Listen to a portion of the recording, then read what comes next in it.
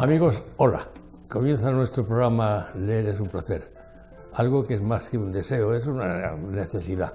Si ustedes leen, serán más cultos, estarán más preparados y será más difícil que les engañen. Por favor, háganos casos.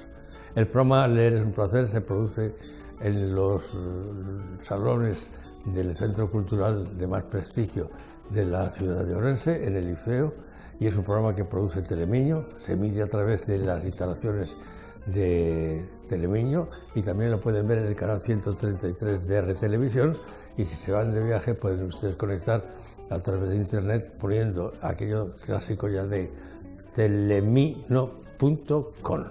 Bueno, pues vamos a comenzar nuestro programa y vamos a comenzarlo conociendo cuáles son las novedades de esta semana en el mercado del libro. Son las siguientes.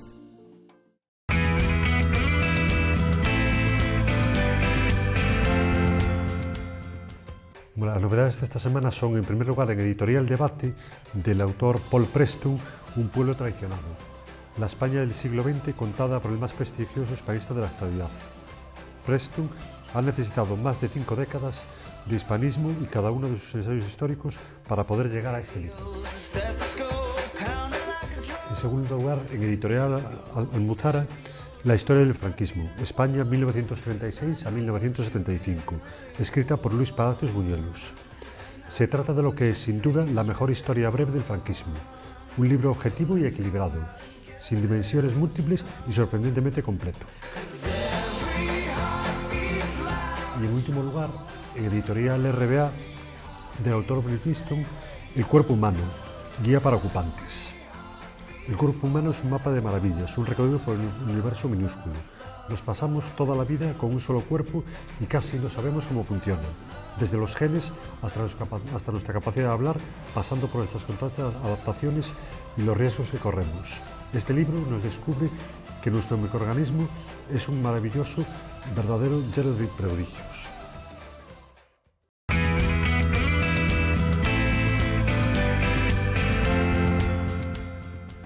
Tengo un libro en las manos.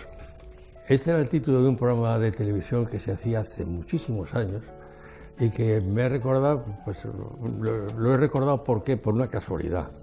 Pocas veces he tenido aquí un libro que haya sido escrito por dos compañeros, por dos amigos, por dos identidades muy semejantes, que se llevan una edad, uno dice que es mayor que el otro, pero el otro dice, no, que te quitas años. Son dos seres humanos que yo creo que merecen la pena que profundicemos un poquito en la calidad de cada uno. Tengo el gusto de presentar a ustedes el libro que se titula A la luz de la lluvia, Está escrito por don Delfín Caseiro y don Antón Jardón. Y en estos momentos tengo a mi izquierda inmediata, no sé si política, porque de política no hablamos aquí, a don Delfín. Buenos días o buenas tardes, porque como el programa sale a distintas horas, pues vale las dos cosas. Pues buenos días y buenas tardes. Feliz momento, yo siempre para quedar bien digo feliz momento. Fenomenal. Bueno, ¿cómo fue escribir este libro y de qué trata el libro? Bueno, este libro é fruto, é o resultado de moitas vivencias compartidas ao longo de anos, desde prácticamente os anos da infancia, que se foron materializando progresivamente nestes últimos anos alrededor dunha mesa, nun bar, no comedor da casa, nas cadeiras dunha terraza, para darlle forma e deixar por escrito para que se perpetuasen historias de persoas que dunha maneira ou doutra condicionaron a nosa vida, condicionaron a vida das persoas dun territorio que para nós é un territorio vivencial, é un territorio, esa xeografía sentimental, na que un vai facendo a súa vida, na que un vai medrando, se vai facendo maior, e que nos parecen interesantes porque a vez que son amenas, entretidas, recrean a forma de vida, a existencia dunha sociedade galega nun período que vai máis ou menos desde a posguerra aos últimos anos da época da ditadura. mesmo a chegada da democracia, podemos considerar. Non hai únicamente personaxes da aldea, aínda que son os que predominan, está tamén moi presente a vila, e tamén está moi presente, ou é algo presente, en menor medida, a cidade. Temos que lembrar que estamos nunha etapa, nun período da historia do noso país, da nosa terra, na que a diferenza entre a cidade e a aldea está moito máis marcada do que está na actualidade. Nestes últimos tempos a aldea urbanizouse, por así decirlo, de tal maneira que ese mundo rural, a ruralidade, pois case apenas deixou restos, apenas ten hoxe manifestacións. Entón, a nosa intención, en boa medida, é traer de novo ao momento presente toda esa forma de vida, esa existencia, eses comportamentos, eses sentimentos, duns personaxes que son, digamos, que sobresaen por encima dos demais, non? Son personaxes que deixan unha marca, que deixan unha influencia importante no conxunto da comunidade. Son vidas, non vou dicir exemplares, pero sí son vidas que contribúen en grande medida a suavizar as calamidades e as inclemencias daquela época. Son anos duros, son anos de carencias, son anos de posguerra nas que había poucos recursos, apenas a economía estaba nunha situación moi decaída, e estas persoas conseguían ter a iluminación ou a luz. Por iso un pouco o título A luz da chuvia, é porque non todo era escuro, non todo era escuridade, non todo eran tebras. Había sempre unha esperanza, unha mínima luz que puña alegría nas caras das persoas e que conseguían facer moitas veces do sufrimento conseguían facer algo que fosen, bueno, cando menos de proveito, ou sacarlle proveito, aprender desa situación para superar situacións posteriores. Son relatos, como digo, que nacen desa colaboración entre os dous, entre o compañeiro Antón Jardón e eu, porque son historias participadas, son historias transmitidas nas dúas direccións, e outras son historias que nos transmitiron persoas afíns, amigos, compañeiros, persoas cas que tivemos ocasión de conversar, que nos fixeron, que tiveron esa xentileza, que quixeron facernos ese agasallo, para despois trasladar ao papel, recrear e, evidentemente, facer unha historia de ficción. Non ten pretensión de crónica, de documento, senón que son relatos que pretenden e procuran facer ser literarios, por lo tanto, ter unha base literaria, ter unha concepción totalmente literaria e conseguir que o lector chegue a sentir sensacións cando menos parecidas ás que nos experimentamos, ben cando vivimos esas situacións ou ben cando as persoas transmisoras nos fixeron chegar esas historias. Son relatos escritos máis para un lector sentimental. Temos constancia de que, bueno, un pouco polos comentarios que nos chegan, que moitas persoas recoñécense en boa medida neses personaxes, en algúns deses personaxes, e, claro, en grande medida nas circunstancias que rodean esas historias, que rodean eses personaxes. Como digo, están escritos pensando máis para un lector sentimental que para un lector intelectual. A nosa pretensión non é facer un relato excesivamente literario, sofisticado e moi elevado, dun ton moi elevado, senón que o que queríamos en grande medida tamén era unha lealdade, ser fiéis e leais ao relato oral, á oralidade, a esas historias que en grande medida contribuíron a que a lingua, que o idioma se perpetuase e que se transmitise a cultura creada pola colectividade, polos nosos devanceiros durante séculos. De maneira que, en boa medida, tamén queremos trasladar ao texto escrito elementos e características e trazos do propio relato oral que tanta vixencia tivo na nosa sociedade e que últimamente, sobre todo os medios audiovisuais, pois prácticamente están facendo desaparecer. De maneira que é un pouco unha mínima contribución, unha humilde contribución a esa vasta cultura da oralidade, do relato que ten tanto que ver na literatura galega, que ten tanta incidencia, tanta importancia na literatura galega. Eu atreveríame a dicir que é o xénero que permitiu que a cultura literaria galega se perpetuase, tivese continuidade, e en boa medida foi o recurso fundamental para a recuperación, a constante recuperación do idioma nas distintas etapas, nos distintos períodos. Muy bien. Pues esta ha sido la manifestación que sobre el libro A luz de la lluvia nos ha hecho uno de sus dos autores, concretamente el catedrático de lengua gallega y de literatura e inspector de educación, don Delfín Caseiro Nogueiras. Yo le voy a pedir, por favor, a don Delfín que ahora deje el sitio a su compañero, al copadre del libro. Así que vamos a escucharlo.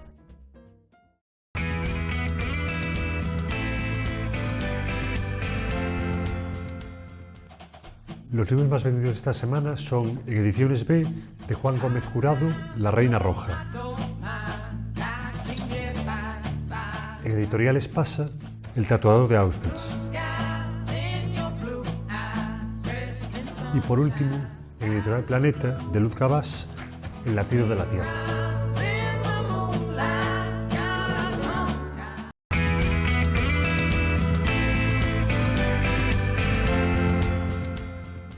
Bueno, pues ha llegado el turno de conocer lo que nos dice don Antón Chardón, don José Antón. Vamos a ver, ha sido extensa la explicación que ha dado su coautor con usted de este libro, pero no sé exactamente qué otro matiz le gustaría a usted añadir a lo que ya ha expuesto Delfín. Despois de falar del fin, non hai moito que engadir, simplemente...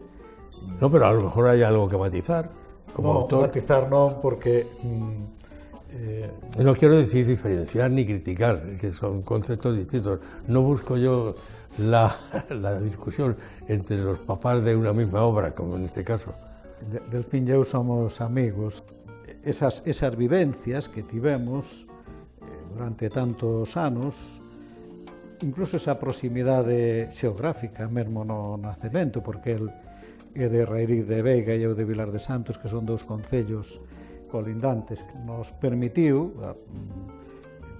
ter esas vivencias de conxunto, esa identificación con personaxes que están aí que nós ás veces os centramos nese territorio da Limia, pero xa a estas alturas, cando xa estamos na segunda edición da Luz da Chuvia, a primeira edición, pois, lle temos que agradecer moitísimo aos nosos lectores que se engancharon ao libro, pois se esgotou en 2 meses, a primeira saiu a comezos de decembro, que presentamos aquí a primeira vez neste lugar emblemático da cidade, da provincia, que é o Lucio de Ourense, e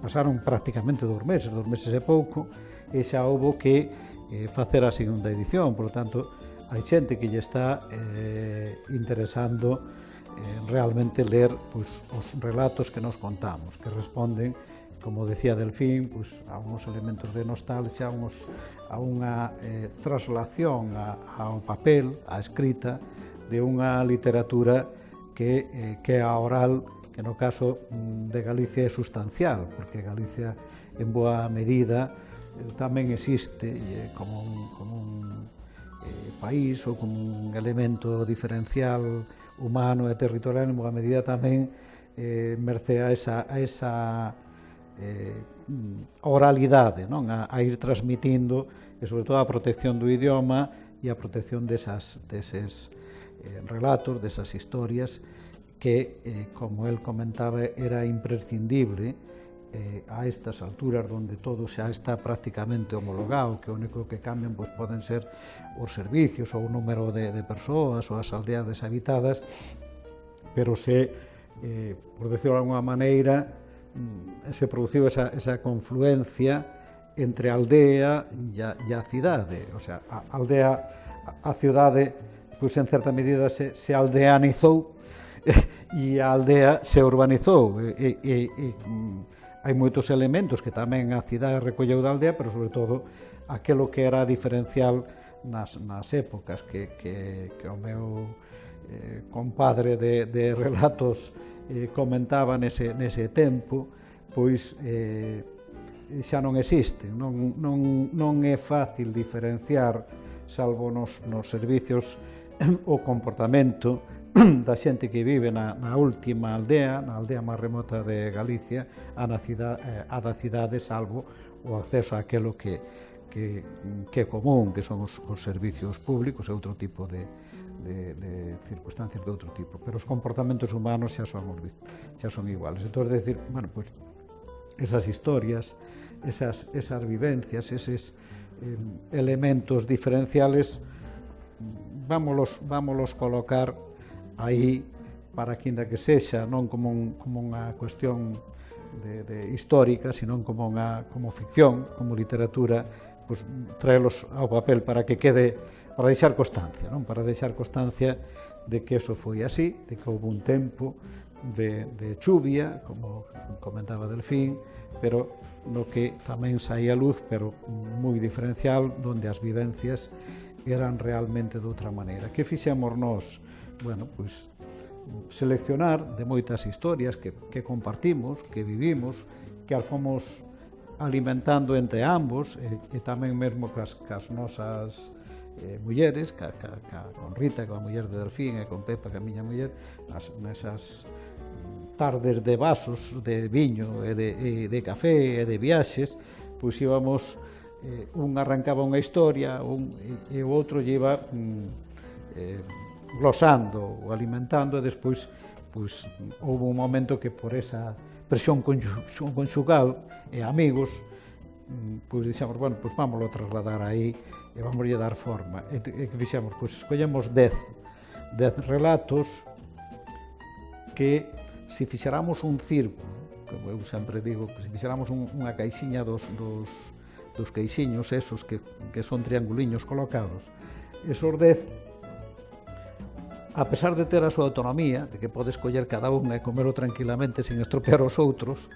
pois sí que teñen un nexo común, porque todos son queixo, non? Todos son queixo, pero os podes separar, os podes consumir, e se complementan todos, a pesar dese nexo común, cada un ten a súa autonomía. Son como 10 novelas, como 10 relatos, pero que todos reflicten aí no libro facetas distintas de esa etapa da nosa historia, da nosa condición, tanto da del como da miña, de aldeanos. Hemos acabado el tiempo del que disponemos y no quiero dejar de daros las gracias a los dos, de felicitaros, porque me parece que es un libro interesantísimo, porque narra dos épocas diferentes y el cambio que ha habido en España en 50 o 60 años. Así que gracias a Delfín y a Antón, señor Caseiro y señor Jardón, por su labor, por su colaboración y por haber tenido la ocasión de deleitarse, inclusive a lo mejor con el sufrimiento de la penuria y con la alegría, el resplandor del pequeño detalle que se hace grande en los momentos de penuria y que ahora a lo mejor no entendemos porque no valoramos.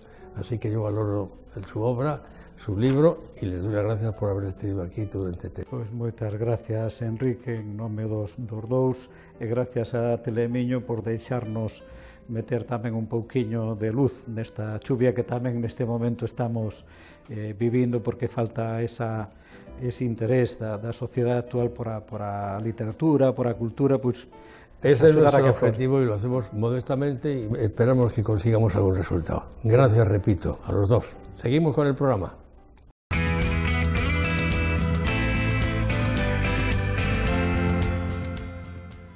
El libro infantil que recomendamos esta semana es Editorial RBA, 100 mitos, dioses, héroes y criaturas legendarias, de Jaime Moreno Delgado. ¿Sabes quién sostiene el universo sobre su espalda? ¿O qué dios es el responsable de que exista el invierno? ¿Conoces a la criatura más terrorífica que haya existido jamás? ¿Te apuntas a conocer las historias más épicas jamás contadas?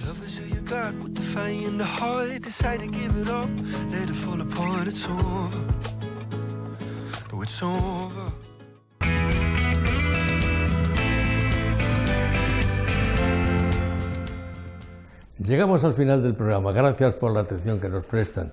El programa les es un placer, es algo más que un título. Es una posibilidad de que ustedes se formen más, conozcan más el mundo, las opiniones distintas, tengan un juicio más certero, ya que es necesario cada vez más saber lo que nos cuentan y saber separar la paja del grano. Es un programa que produce Telemiño, lo realizamos en los locales de la organización cultural de más prestigio de la ciudad de Las Burgas, del Liceo, y lo emitimos a través de Telemiño y también lo pueden ustedes ver a través del canal 133 de R Televisión. Y si viajan en el ordenador aquello de telemino.com. Gracias por la atención que nos prestan y esperamos verles de nuevo a bordo la próxima semana.